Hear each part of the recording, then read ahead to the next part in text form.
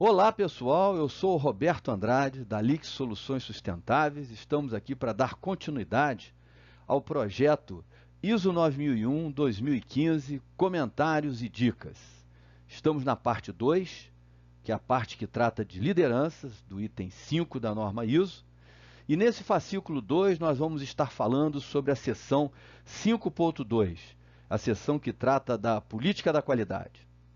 Participe do nosso site e não deixe de dar aquele ok, né, para que a gente possa dar continuidade ao nosso projeto. Vamos lá?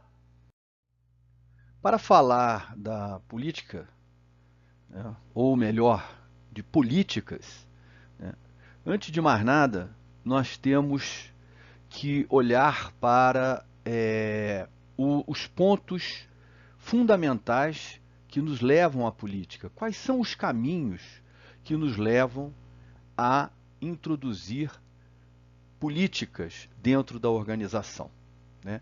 E é importante nós frisarmos, né, que políticas existem em todas as organizações. Algumas estabelecem políticas formais, outras mantêm políticas informais, dependendo de porte, dependendo da maturidade do sistema de gestão da organização. Mas para nós falarmos sobre política, nós primeiro temos que entender algumas premissas que nos levam às políticas. E por que que se faz esse caminho, né? E essa é a parte que eu pretendo mostrar para vocês nesse slide. Então, a primeira definição importante é a definição de missão, né? Missão, segundo a norma ISO 9000, a norma de terminologias e princípios, né, é o propósito da existência da empresa, né? Ou seja, para que eu existo, né? Qual é o meu propósito de existir? Isso é uma missão. Vamos pegar, por exemplo, um exemplo bastante interessante, que eu acho interessante, da Copenhague, né? É um exemplo público, tá na internet, né? Uma das missões da Copenhague, que eu achei interessantíssima, é estar preocupada em proporcionar felicidade através de seu chocolate, né? É uma missão fantástica, né? É uma missão tremendamente intangível no sentido da expressão, né? Mas é um propósito de existência fantástico, né? Uma outra missão, um pouco mais cartesiana, né? A missão do grupo Gerdau, né? Gerar valor para nossos clientes, acionistas, equipes, né? e sociedade, né? Atuando na indústria do aço. Quer dizer, essa é a razão de ser do grupo Gerdau, né? Um outro conceito importante, e ainda na subjetividade, né, do processo, é a visão da organização, né? A visão da organização, segundo a norma ISO 9000, é a aspiração do que uma empresa gostaria de se tornar. O que eu quero ser no futuro? O que eu desejo ser como empresa, como organização, como um grupo de pessoas? O que eu aspiro ser no futuro, né? Então você tem a missão como um caminho, o propósito, aquilo que existe, né? E a visão como aquilo que se quer ser, né? Muito no campo da subjetividade. Mas a partir desses dois processos, dessas duas definições de gestão, né, é que nós podemos chegar na política. A política, segundo a ISO 9000, são intenções e direção de uma organização. Ou seja, a política já seria um momento de transição da subjetividade para a objetividade. Ou seja, começam a nascer a partir da missão, do propósito da empresa e a partir da aspiração da empresa, passa a acontecer as diretrizes da organização. Então, é isso que eu queria chamar a atenção de vocês. Muitas empresas não conseguem exercitar esse processo de sair do nível holístico, né, da organização e chegar a um nível tangível, né, de diretrizes, né? E o mais interessante é que todas essas definições são embasadas em formalidade e expressas pela alta direção. Ou seja, elas são definições formais estabelecidas pela alta direção. E aí eu pergunto para vocês, por que pela alta direção?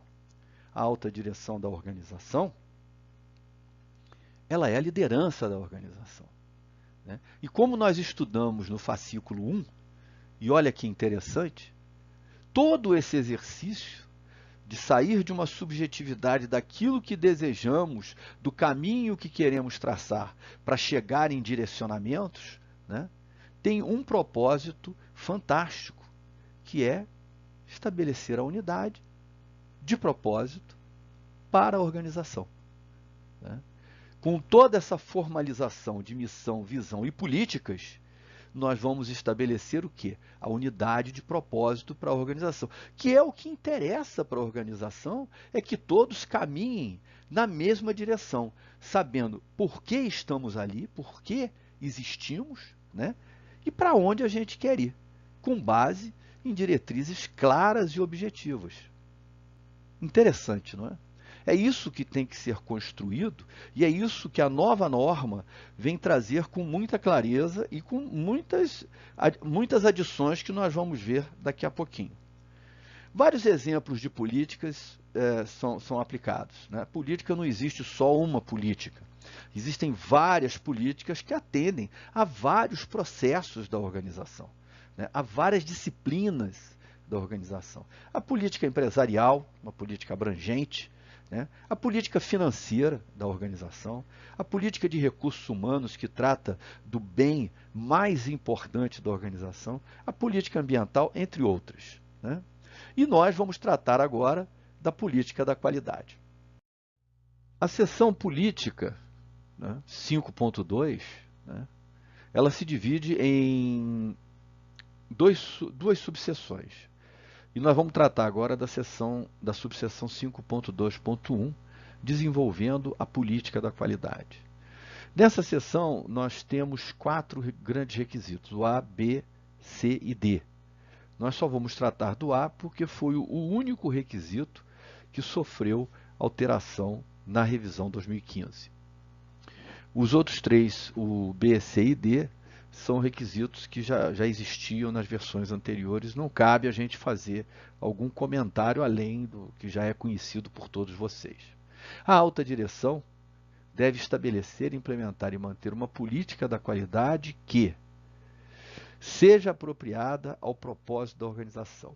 Essa parte do requisito A, ela já existia nas revisões anteriores. Mas o que eu quero chamar a atenção de vocês aqui é uma grande confusão que existe na interpretação desse requisito. Seja apropriado ao propósito da organização. O propósito da organização, da existência da organização, é a missão. Então, nesse requisito, o que se quer é que se estabeleça a política relacionada à disciplina da qualidade apropriada ao propósito de existência da organização, a missão da organização. Então nós temos que olhar a missão, né? A alta direção tem que observar a missão, analisar aquilo que é o propósito da existência da organização e estabelecer suas diretrizes em relação à qualidade, para que essa política possa, né, fazer com que essa missão, né, aconteça. Por outro lado, houve novos acréscimos a esse requisito. Então, além de ser apropriada à missão da organização, ela também tem que ser apropriada ao contexto da organização. E o contexto da organização está relacionado, como nós vimos anteriormente, às questões externas e às questões internas e aos requisitos das partes interessadas, né? 4.1 e 4.2 da nova norma, né? Em relação à política da qualidade. Então, a alta direção tem que olhar as suas questões externas, olhar as suas questões internas e os requisitos das suas partes interessadas que ela determinou lá no item 4, né? E traduzir essas questões e esses requisitos para diretrizes, né, da organização. Esse também é um trabalho bastante interessante. E, além disso, foram criados, né, a necessidade de que, além dela ser apropriada ao propósito da organização e ao contexto da organização, ela tem que apoiar, né, a organização no direcionamento estratégico. Ou seja, a estratégia do negócio tem que ser considerada na política da qualidade. É como se você tivesse um direcionamento estratégico relacionado a um nicho de mercado, a sua política da qualidade tem que ter diretrizes relacionadas a esse nicho de mercado, né? E não ser mais abrangente ou menos abrangente que esse processo. Subseção 5.2.2, que faz parte, né, é a segunda e última seção da política da qualidade, né? Ela tem relação com a comunicação da política da qualidade. Comunicando a política da qualidade. Eu resolvi falar com vocês sobre os 3 requisitos dessa subseção, porque a parte de comunicação e sistema de gestão é uma parte muito importante. E mesmo que hajam repetições nesse processo, né, porque já foram, alguns requisitos desses já existem, da época das revisões anteriores, né, eu resolvi falar sobre eles mais uma vez. Tá? Então, vamos começar pelo requisito A. A política da qualidade deve estar disponível e ser mantida como informação documentada. A novidade aqui é o termo informação documentada, que substituiu o termo documentação da revisão anterior. O estar disponível, nós já sabemos, né, que a política tem que estar disponível em meio eletrônico, através da internet, através de santinhos, através do manual, através de quadros de aviso e tudo mais. Né? A informação documentada nada mais é do que um termo que veio a substituir um outro termo, mas, na realidade, por ser uma informação documentada, a política tem que ser um documento controlado. E é isso. O item B é um item muito importante e muito interessante, porque houve uma pequena modificação importante nesse item. A política da qualidade deve ser comunicada, isso vem desde 2000, entendida, isso foi inserido em 2008, e aplicada. Essa é o novo termo, né, o novo requisito inserido na versão 2015. Então, a política da qualidade deve ser aplicada na organização. O que significa isso? Significa que a diretriz estabelecida pela liderança através da política, ela deve se tornar aplicável. Ela tem que ser praticada. Né? E é isso que, por exemplo, os auditores, né, devem procurar, né, no sistema de gestão que estão avaliando. É se aquela diretriz estabelecida na política da qualidade está sendo aplicada.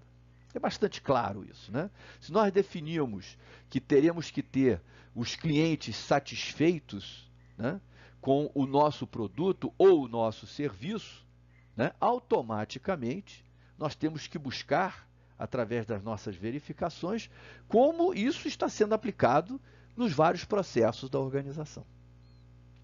Okay? E aí eu queria fazer uma demonstração para vocês, né, levando em consideração que a organização, né, é uma estrutura de pirâmide, né?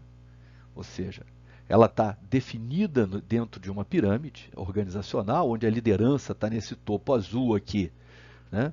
E toda a força de trabalho está do verde até o vermelho. Né? Eu queria mostrar para vocês como funciona essa cadeia de comunicação dos vários métodos, né, e dos vários requisitos da norma.